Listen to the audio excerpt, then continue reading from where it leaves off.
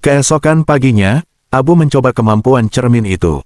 Ia bertanya hal-hal kecil, siapa yang akan menang lomba tarik tambang di pasar, siapa yang akan lupa membayar utang hari itu, bahkan siapa yang diam-diam jatuh cinta. Semua jawaban cermin terbukti benar. Sampai akhirnya cermin berkata, sekarang giliranku bertanya.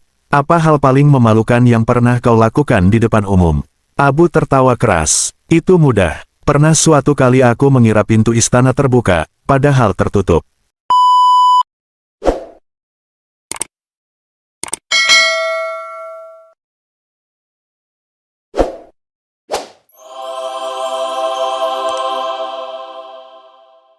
Pagi itu, pasar Baghdad seperti lautan warna dan suara. Pedagang rempah menata karung-karung berisi kayu manis, cengkeh, dan lada hitam, menebarkan aroma harum yang bercampur dengan bau roti hangat dari warung terdekat.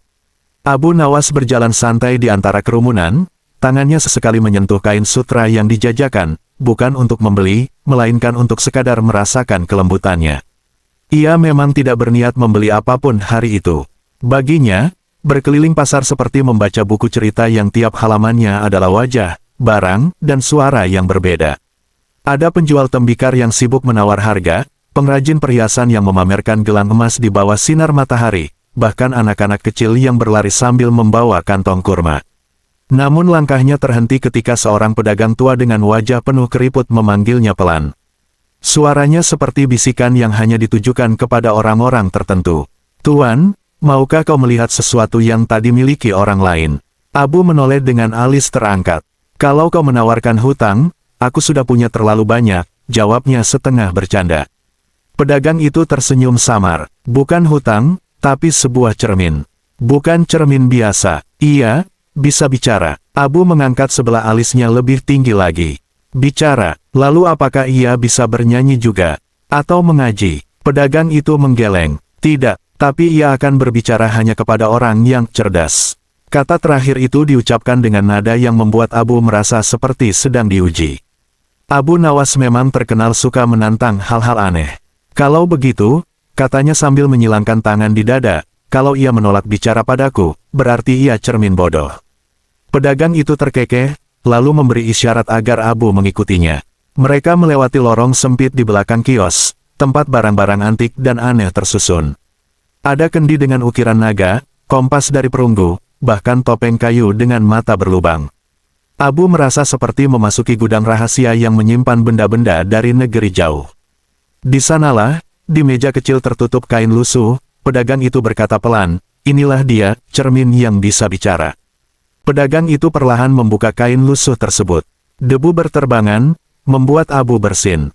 Di bawahnya, tampak sebuah cermin berbingkai emas yang sudah pudar warnanya. Ukiran di bingkainya berbentuk lingkaran-lingkaran kecil yang saling terhubung, seperti rantai tak putus. Meski kusam, permukaannya memantulkan cahaya aneh, bukan seperti pantulan biasa, melainkan seperti ada lapisan air yang beriak pelan. "Ini," kata pedagang itu, "akan berbicara, tapi hanya kepada orang yang cerdas." Ia mengulang kalimatnya, seolah ingin menguji Abu sekali lagi. Abu menatap cermin itu, lalu menatap pedagangnya. "Kalau begitu, mungkin ia akan berpidato panjang padaku. Tapi, berapa harganya?" Pedagang itu menyebut angka yang cukup tinggi. Abu menghela napas panjang, lalu mulai beraksi. Dengan nada santai ia berkata, "Tuan, lihatlah cermin ini. Sudah usang, bingkainya kusam, permukaannya berdebu. Kau bahkan harus membayar orang untuk mau menyimpannya. Tapi karena aku orang baik hati, aku akan membawanya, dengan harga yang membuatmu tetap bisa makan siang." Adu mulut terjadi, tawar-menawar berjalan sengit. Pedagang itu mencoba bertahan, Abu terus merendahkan nilai cermin sambil menyisipkan lelucon yang membuat si pedagang terkadang tertawa. Akhirnya, setelah hampir setengah jam, harga jatuh lebih murah daripada teko tembaga bekas. Abu membawa pulang cermin itu dengan rasa puas, meski dalam hati ia bertanya-tanya apakah ia baru saja membeli barang rongsokan dengan cerita bohong. Tapi Abu punya prinsip, benda aneh selalu membawa cerita aneh. Dan ia menyukai cerita aneh. Malam itu, setelah semua hiruk-pikuk Baghdad mereda, Abu duduk di ruang kecilnya yang remang. Lampu minyak di sudut meja memancarkan cahaya kekuningan, memantulkan bayangan panjang di dinding. Cermin itu ia letakkan di hadapannya. Ia menatapnya cukup lama, seolah menunggu sesuatu. Kau ini cermin yang bisa bicara, kan? Gumamnya sambil tersenyum miring. Kalau kau bisa, bicaralah. Awalnya, hanya pantulan wajahnya yang terlihat. Tapi tiba-tiba, permukaan cermin beriak seperti air yang disentuh angin. Lalu terdengar suara berat, dalam, dan pelan. Akhirnya, aku bebas untuk berbicara lagi. Abu terkejut, tapi bukannya mundur ketakutan, ia malah maju mendekat. Bagus, aku suka teman bicara yang tidak minta roti.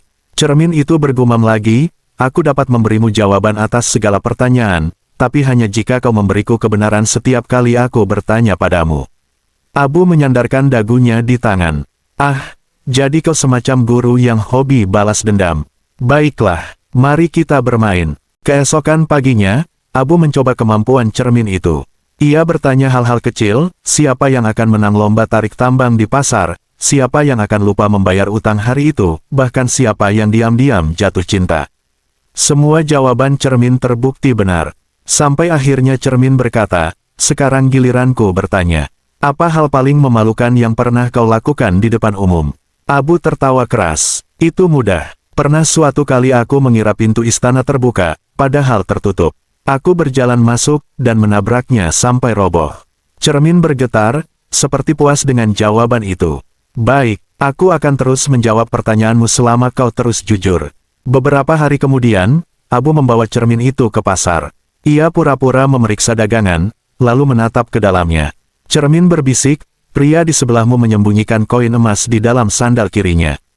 Abu menguji. Ia pura-pura menyapa pria itu, lalu melihat kilau emas saat pria itu melangkah. Benar, Abu tersenyum lebar. Kau dan aku akan jadi pasangan yang menyenangkan, katanya pelan. Dari hari itu, Abu mulai tahu rahasia banyak orang, dan ia harus memutuskan apakah akan menggunakannya untuk kebaikan, atau untuk sedikit kesenangan pribadinya. Hari-hari berikutnya, Abu Nawas mulai bermain-main dengan kemampuan cermin itu. Ia membawanya di dalam karung kain lusuh agar orang tak curiga. Sesekali ia duduk di sudut kedai kopi, pura-pura menata barang, padahal sedang mengajukan pertanyaan kepada cermin. Siapa di pasar ini yang sedang jatuh cinta diam-diam? Tanya Abu sambil menyeruput teh.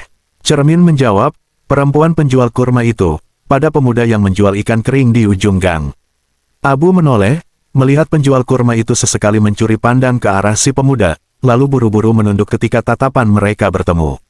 Abu tersenyum kecil. Lain kali, ia bertanya, siapa yang diam-diam tidak suka dengan raja? Cermin menjawab, seorang lelaki berkumis tebal, duduk di bawah pohon zaitun, mengunyah roti kering sambil menggerutu. Abu melihat lelaki itu dan mendengar sedikit gumamannya tentang pajak yang terlalu tinggi. Ia tak berniat melaporkannya, Abu bukan tipe yang memanfaatkan rahasia orang untuk menjilat ke istana. Namun, semakin hari, rasa isengnya bertambah. Ia mulai menanyakan hal-hal yang tak penting sama sekali, seperti siapa yang berbohong tentang harga sayur, atau siapa yang mencuri sandal di masjid. Cermin selalu menjawab dengan tepat. Suatu sore, seorang pedagang kain melihat Abu tertawa sendiri sambil menatap karungnya. Abu, kau bicara dengan siapa? Tanyanya curiga. Abu menjawab ringan, dengan temanku, yang tak pernah memotong pembicaraan. Kabar tentang Abu Nawas yang tahu rahasia semua orang, mulai beredar. Di pasar, para pedagang berbisik-bisik. Ada yang kagum, ada yang takut, ada pula yang menganggap itu cuma akal-akalan Abu untuk menakut-nakuti orang. Tapi seperti biasa, gosip adalah kuda cepat yang akhirnya sampai ke istana. Suatu pagi, utusan raja datang membawa perintah, Abu Nawas harus menghadap Harun al-Rashid. Di ruang singgasana, raja duduk dengan tatapan tajam. Abu Nawas, aku dengar kau memiliki benda yang bisa mengungkap kebenaran. Benarkah itu? Abu tahu ia harus berhati-hati. Ia tidak ingin raja menganggapnya ancaman, tapi juga tak mau kehilangan kesempatan. Tuanku, jawabnya tenang, hamba hanya punya cermin tua. Ia memang bicara, tapi kadang suka berbohong. Tidak lebih pintar dari ayam jantan yang suka berkokok pagi-pagi. Raja tersenyum tipis. Kalau begitu, kita akan mengujinya. Raja memanggil semua menteri, prajurit, dan pelayan istana. Mereka berbaris di aula. Suasana tegang, bahkan napas pun terdengar jelas. Raja memegang cermin, lalu bertanya, siapa yang mencuri cincin kesayanganku minggu lalu? Cermin beriak, lalu bersuara, orang itu, berdiri di barisan ketiga, memakai sorban biru. Semua mata menoleh, wajah seorang menteri langsung pucat seperti kapur. Ia berlutut, gemetar, lalu mengaku. Raja tersenyum puas, sementara bisik-bisik mulai terdengar di antara hadirin. Luar biasa, kata Raja pada Abu. Benda ini akan sangat berguna di istana. Abu tersenyum canggung. Tentu saja, tuanku, tapi benda ini hanya mau bicara dengan orang yang jujur. Setelah pengakuan itu, menteri yang ketahuan mencuri dibawa keluar. Namun sebelum pergi, ia sempat melirik Abu dengan tatapan penuh kebencian. Abu paham, rahasia orang adalah barang berbahaya, terlalu banyak mengetahuinya bisa membuatmu jadi musuh banyak orang. Raja, yang penasaran, bertanya, dari mana kau mendapat benda ini? Abu menjawab setenang mungkin, dari seorang pedagang tua di pasar. Tapi ia sudah pergi jauh. Malam itu, Abu sedang meminum teh ketika cermin tiba-tiba berbicara tanpa diminta. Suaranya lebih berat dari biasanya. Abu Nawas, aku telah menolongmu. Sekarang giliranmu menolongku. Abu mengernyit. Menolong, kita bahkan tidak pernah berjabat tangan. Cermin menjawab, janji harus ditepati, meski kau lupa pernah mengucapkannya. Kau harus membawaku kembali ke tempatku berasal, sebelum bulan purnama berikutnya. Abu menatap permukaannya yang beriak. Dan kalau aku tidak mau, cermin menjawab dingin, maka semua rahasiamu akan kubisikkan ke telinga orang-orang yang membencimu. Abu terdiam. Ia sadar, permainan ini baru saja berubah menjadi petualangan yang bisa membuatnya kehilangan segalanya. Abu Nawas tidak tidur malam itu. Permintaan cermin itu terus bergema di kepalanya. Ia menimbang-nimbang, apakah ini sekadar ancaman kosong atau benar-benar akan terjadi. Ia mengenal banyak orang yang akan senang jika rahasianya dibocorkan. Dan mengingat cermin itu tidak pernah berbohong, ia memutuskan untuk menuruti permintaannya. Keesokan paginya, ia membungkus cermin itu dengan kain tebal dan memasukkannya ke dalam karung. Ia meminjam seekor keledai dari temannya, lalu berangkat tanpa memberitahu tujuan pada siapapun. Cermin, meski dibungkus, terus berbisik memberi arahan, ke arah timur, ikuti jalan yang membawa aroma laut, kemudian berbelok ke selatan ketika kau melihat pohon zaitun yang condong. Perjalanan membawa Abu melewati desa-desa kecil, gurun yang terik, dan lembah berbatu. Kadang ia merasa seperti sedang mengikuti peta tak terlihat. Saat ia kelelahan dan hampir berhenti, cermin itu berbisik, sedikit lagi, kau akan melihat sesuatu yang tidak dimiliki orang hidup maupun mati. Abu mulai curiga bahwa ia bukan hanya sedang mengantar cermin pulang, tapi juga dibawa menuju sebuah rahasia besar, rahasia yang mungkin tidak boleh ia ketahui. Setelah beberapa hari perjalanan, Abu sampai di sebuah lembah aneh. Matahari terang, tapi lembah itu tetap teduh, seakan awan tak terlihat menggantung di atasnya. Udara di sana dingin dan segar, dan ada suara gemericik air yang memanggil dari tengah lembah. Cermin berkata, kita sudah dekat. Ikuti suara air itu. Di tengah lembah, Abu menemukan sebuah kolam air jernih yang memantulkan langit seperti kaca. Tidak ada ikan, tidak ada dedaunan mengapung, hanya air yang terlalu tenang. Cermin memerintahkan, letakkan aku di permukaan air. Abu ragu, dan kalau aku melakukannya, kau akan hilang. Cermin menjawab, aku akan kembali ke rumahku. Tapi sebelum itu, aku akan menunjukkan sesuatu yang tidak pernah kau bayangkan. Dengan berat hati, Abu menuruti. Begitu bingkai emas itu menyentuh air, permukaannya memancarkan cahaya seperti ribuan lilin dinyalakan sekaligus. Dari cermin yang setengah terendam, muncul bayangan-bayangan wajah. Ada raja-raja masa lalu, pedagang kaya, prajurit, dan bahkan orang biasa. Mereka berbicara serentak, menceritakan kisah-kisah yang terlupakan, peperangan yang disembunyikan, pengkhianatan di balik istana, dan janji-janji yang tak pernah ditepati. Salah satu wajah, seorang perempuan dengan sorban putih, menatap Abu langsung. Engkau sekarang adalah penjaga cerita-cerita ini. Gunakanlah dengan bijak, atau kau akan binasa karena kebenaran. Abu tertegun. Ia selalu menyukai permainan kata dan rahasia kecil, tapi ini adalah rahasia yang bisa mengguncang Baghdad jika dibuka. Ia sadar, cermin itu bukan sekadar alat, melainkan penjaga ingatan seluruh kota. Suara cermin kembali terdengar, pelan namun tegas, sekarang kau tahu kenapa aku harus kembali. Air kolam mulai berputar pelan, menarik cermin semakin dalam. Abu menatapnya dengan rasa kehilangan yang aneh. Ia sudah terbiasa dengan bisikan nakal cermin itu, dengan kebenaran-kebenaran yang terkadang membuatnya tertawa, terkadang membuatnya terkejut. Aku akan merindukan percakapan kita, kata Abu. Suara cermin terdengar terakhir kali, penuh nada menggoda, dan aku akan merindukan kebohongan kecilmu yang lucu.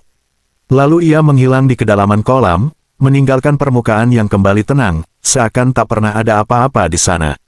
Abu berdiri lama, menatap air itu, mencoba meyakinkan dirinya bahwa ini semua benar-benar terjadi. Perjalanan pulang terasa lebih sunyi. Abu tak lagi mendengar bisikan di telinganya, tak ada yang memberitahu siapa yang menyembunyikan koin di sandal atau siapa yang berbohong tentang harga kain. Tapi di dalam kepalanya, ia membawa banyak cerita, dan beban rahasia yang tak boleh sembarangan diucapkan. Saat tiba di pasar, orang-orang langsung bertanya, "Mana cerminnya, Abu?" Abu tersenyum misterius. Cermin itu sudah kembali ke rumahnya. Seseorang menggoda, "Lalu sekarang kau tak bisa tahu kebenaran lagi." Abu menjawab sambil mengedipkan mata, "Kalau kau ingin tahu kebenaran, cukup tatap mataku. Kalau aku tidak berkedip, berarti itu bohong." Orang-orang tertawa, dan Baghdad pun kembali mengenal Abu Nawas bukan hanya sebagai penipu cerdas, tapi juga sebagai pria yang suatu hari pernah menjadi sahabat sebuah cermin yang bisa bicara, dan mengembalikannya ke tempat asalnya.